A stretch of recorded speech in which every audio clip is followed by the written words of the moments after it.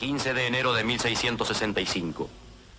En una celda de la prisión de Santiago de Chile, moría doña Catalina de los Ríos y Lisperger, la Quintrala.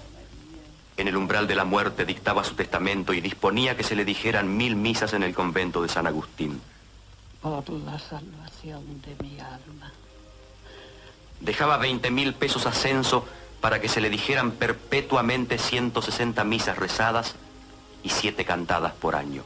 Por la salvación de mi alma.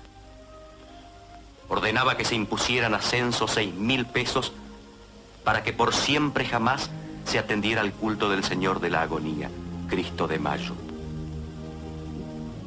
La salvación. Pero la muerte llegó de pronto, y Catalina de los Ríos, la Quintrala, murió sin confesión y sin auxilios espirituales, sin perdón para sus culpas y sus crímenes. Había ya caído sobre ella la justicia de los hombres, y vano fue su afán de salvar el alma a la hora de morir. La tradición popular dice que la Quintrala quedó suspendida eternamente sobre el infierno. No tuvo nunca paz, ni en esta vida, ni en la otra.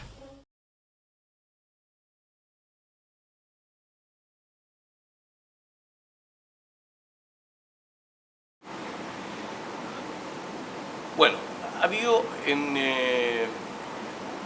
los últimos años como un retomar una historia negra supuesta sobre doña Catalina de los Ríos y Lisperger, alias la Quintrala, nombre que entre paréntesis nunca existió, ya veremos eso, pero se han hecho teleseries, La Doña, la Quintrala, que fue la más famosa, que fue hace 15 años o 20 años atrás, tal vez más. También una película que es bastante desconocida en Chile, que es de los años 50, que se filmó en Argentina y que está basada en el libro de Magdalena Petit. Ahora, esa historia de la Catalina de los Ríos es ni siquiera una versión libre, es un golpe que le dan a una mujer que si hubiera nacido hace 30 años atrás, 40 años atrás, hoy día sería probablemente o una empresaria de éxito, o una mujer político, una dirigente, a la que seguramente todos estaríamos aplaudiendo. Es una mujer eminentemente feminista, en el sentido de ser autosuficiente, de ser autogestionante, y es lo que, a mi parecer, es lo que no se le perdonó. Tal vez lo que gatilla que en un momento dado se vaya generando esta suerte de mito. ¿Ya? Y digo suerte de mito porque nace con un recuerdo que hace Vicuña Maquena en el año 1876 aproximadamente, de cosas que él había escuchado de niño o de joven, de parte de una mujer que lo cuidaba, una nana, qué sé yo, y que hablaba de una mujer que había sido, no hablaba de perversa, sino que una mujer que principalmente era castigadora, que manejaba con el látigo su hacienda, sus bienes, qué sé yo, y la mostraba como una mujer a esa altura viuda o soltera. Eso le da pie a Vicuña Maquena, en su lado más bien de historiador, a comenzar a investigar sobre los orígenes de esta mujer, de quien no tenía mayores antecedentes hasta ese minuto, y se encuentra con que calza esa imagen con una de las descendientes de los Lisperger, y hace toda una especie de ensalada rusa, juntando lo que es la genealogía, lo que es el descender de alemanes, lo que es descender de nativos indígenas de esta zona, sin considerar, por ejemplo, el tema inca. Y bueno, iba cometiendo muchos errores en escribir la historia de los Lisperger, que de hecho le pone ese título, los Lisperger y doña Catalina, o la Quintrala. Lo publica inicialmente en el diario El Ferrocarril, en forma parcelada, pero es tal el éxito que tiene, que el tipo se entusiasma y lo transforma en un libro el año 1877. Que es la segunda edición, que textualmente dice, aumentada y corregida, ¿ya? Y en realidad lo que aumentó fueron las mentiras y corrigió la falta de ortografía, no hay otra explicación ahí. Doña Catalina, en la realidad, es una mujer, hija de don Gonzalo de los Ríos y Encío, de doña Catalina Flores, es decir, de Lísperguer Flores, es nieta de fundadores de linajes en Chile, y para tener una idea que tiene cómo ella está emparentada con una serie de personajes históricos. Si vemos por el lado del papá, que es Gonzalo de los Ríos Encío. Gonzalo de los Ríos el Mozo se le llamaba, ¿ya? Su padre, o sea, el abuelo de Catalina, fue Gonzalo de los Ríos, que llega con Pedro Valdivia, es uno de los conquistadores, y es uno de los que hace fortuna solo, no solamente porque se le entreguen bienes, y es el que está a cargo de todo el tema del Marga Marga, y es uno de los que se salva del tema de las naves en Concón, ¿no es cierto? Bueno, este personaje se casa a instancia de don Pedro Valdivia con doña María Encío, amante o concubina de don Pedro Valdivia en segunda instancia, después de Inés de Suárez. A cambio de este matrimonio, Pedro Valdivia le entrega a él la mitad de todos los territorios de lo que hoy conocemos como la Ligua y Longotopa. Bueno, Catalina se va con su marido, decíamos, a la Ligua, y ahí hace su vida. Y esa vida significó la explotación de las tierras, siguieron la tradición de las cañas de azúcar, qué sé yo. Tanto es así que cuando ella muere, dentro de los bienes que ella alega o quedan en la partición de bienes, hay terrones de azúcar de 5 kilos. ¿Ya? Alcanza para más de una tacita de... Luego, ella viene esporádicamente a Santiago, qué sé yo, cosa que no le agrada en demasía, sigue apoyando fuertemente a los agustinos, pero así también apoya a los dominicos, apoya a los mercedarios y a los jesuitas. Y fuertemente a los jesuitas les entrega unas tierras grandes, lo que hoy día entendemos en la zona de la Compañía, Codegua, qué sé yo, entrega los terrenos del centro de Santiago, entrega en la zona de Huechuraba, también les entrega un terreno muy importante. Catalina a esa altura, después de casada, no se casa con un hombre pobre, por lo demás, un hombre que además fue corregidor de Santiago en 3 oportunidades.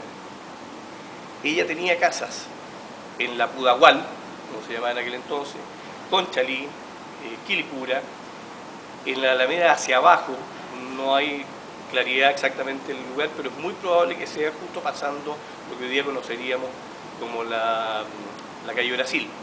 De hecho, don Diego de Cáceres, el fundador de ese sector, fue uno de sus testigos de matrimonio, padrino de matrimonio, ¿ya? En el año 1626. Tenía la casa que ya dijimos en la Alameda de las Delicias, entre Carmen y San Isidro, la rancha que tenía en Tobalaba, Valparaíso, tenía en la zona de la Quebrada de las Zorras, hoy día Cerro Rocuante, en ese sector. En fin, lo del norte, lo de Talagante. Y a pesar de eso, era una mujer que no se dejaba pasar a llevar, que no dependía del marido para que administrara esto, sino que lo hacía ella. Pierde a su hijo a los 8 o 9 años, producto de una enfermedad. Se instalan en Santiago un tiempo, vuelven a la Ligua. Cuando fallece el marido, lo que se esperaba y lo que se le recomienda, y aquello que insiste, sobre todo la iglesia de la época, es tiene que casarse, ¿ya? Porque si no, las habladurías, qué sé yo, y ella no se casa. Ella dice que ella puede controlar los bienes que tiene, que el ser mujer no le quita ni derechos ni fuerza, ¿no es cierto?, para hacerlo. Y eso empieza a generar un roce importante con la iglesia. Antes no lo había tenido. Hay un solo hecho de sangre, de los que tanto se le acusa, en que Catalina tiene algún grado de participación. Y sin embargo, es tal vez el único por el cual nunca se le juzgó en forma legal, aun cuando la historia sí lo hace. Y es en el famoso apaleo o intento de asesinar al cura Venega en la Ligua. Y la historia es re sencilla. El cura sedujo a una prima suya, en realidad es casi una tía, pero por la edad era más cercana, la Úrsula Solórzano, hija de un oidor, que mientras ella estaba de visita en su hacienda en La Ligua, es seducida por este cura. Producto de la seducción, queda embarazada, de acuerdo a los cánones y usos de la época, de inmediato es enclaustrada. Se levanta castigada a un claustro de monjas, las agustinas. Ahí queda donde nace su hija, que curiosamente se le pone Agustina. ¿Ya? Bueno, y doña Catalina, dueña del lugar, llama al curita y le dice, a ver, usted mándese a cambiar, ya que no quiere casarse, no quiere responsabilizarse de lo que hizo, váyase de acá. Si usted vuelve, lo matamos. El cura vuelve. Y por lo tanto, lo apalean. Pero no es ella quien lo apalea, es otro cura, que también es primo de Catalina, también es primo de la afectada y es agustino. Y él lo confiesa además, y hay testigos en la época. O sea, no está el negro no sé cuánto que se hablaba, ni el esclavo, ni el indio, no. Es un cura agustino quien le pega al otro cura. Es así de sencillo. Y Salcedo culpa a doña Catalina porque alguien le dijo que había sido doña Catalina. Y, sin embargo, Catalina no era la dueña de casa, sino que era su marido. Su marido todavía estaba vivo, estamos hablando de 1630 y tantos, 32, 33. Y de ahí en adelante prácticamente no hay ningún otro hecho de ese estilo. Los que continúan después tienen que ver más bien con una apreciación que intenta hacer Vicuña Maquena, y de ahí viene la fama que le hace, que es una mujer de armas tomar, que si hay que castigar a alguien, lo castiga con el uso de la época. Los hombres castigaban con azote, lo hace ella. Si ella no tiene marido en ese momento, ella actúa como un hombre más. Su pecado es que era mujer. Y eso Vicuña Maquena no lo soporta. Culpa la Simona, que es una bruja. ¡Catalina! ¡Catalina!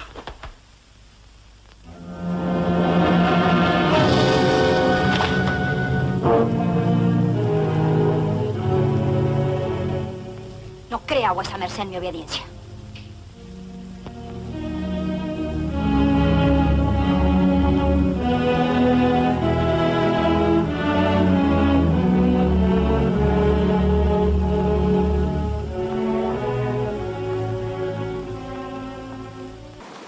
Bueno, Catalina se casa, decide irse a las tierras de La Ligua, pudiendo haberse quedado acá.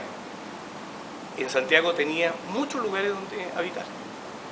Ella, el día de su matrimonio, no sale de la casa de Agustina Conestado, sale de otra propiedad que ellos tenían en Alameda, hoy día entre Carmen y San Isidro. ¿Dónde se casa? No en la catedral como más de alguien dijo, sino que se casa en una capillita bastante humilde, que era una especie de ermita que estaba al frente, San Saturnino. Ahí contrae matrimonio ese año 26.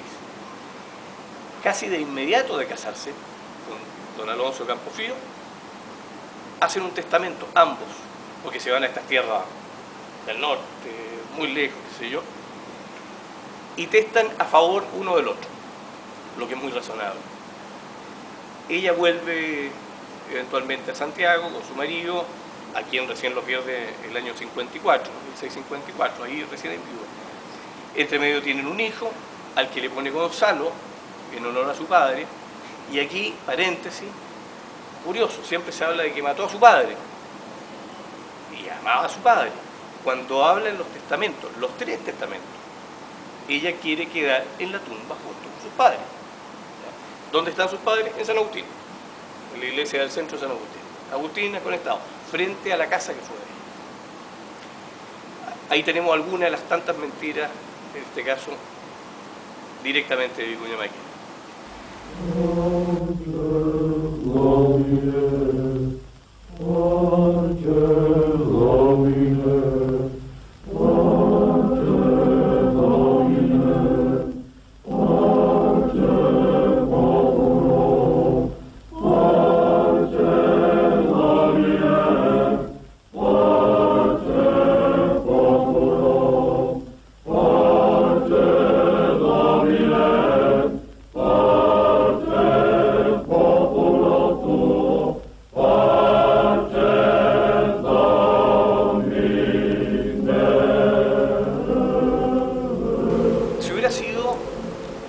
una décima parte de lo mala, lo perversa, que nos pinta Vicuña Maquena y posteriormente repite como loro Magdalena Petit y otros, habría sido juzgada o por la Inquisición o por el Estado, en ese momento la Real Audiencia, cosa que no costaba nada porque era mujer.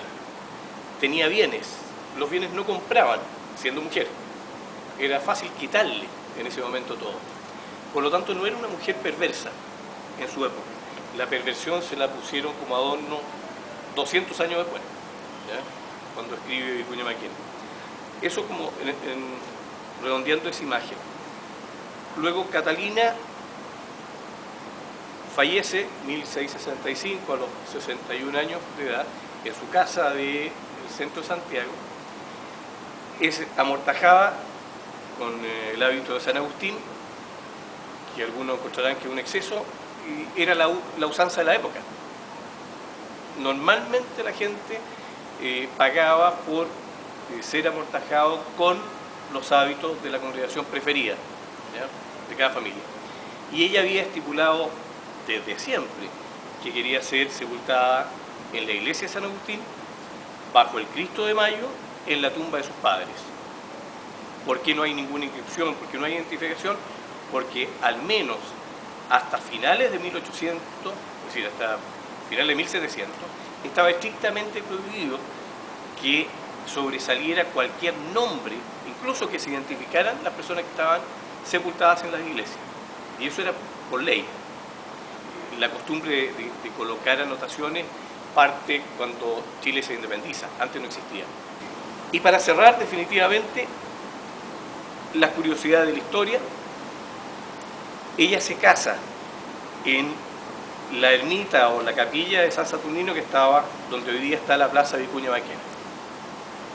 Y la Plaza Vicuña Maquena, del personaje que más daño le ha hecho a una persona, tal vez en la historia de Chile, porque la ha dejado marcada durante 400 años. Por lo tanto, si penan o no penan en una casa o en un sector donde ella habitó, es decir, tendría toda la razón para meter bulla con todo lo que se le ha hecho.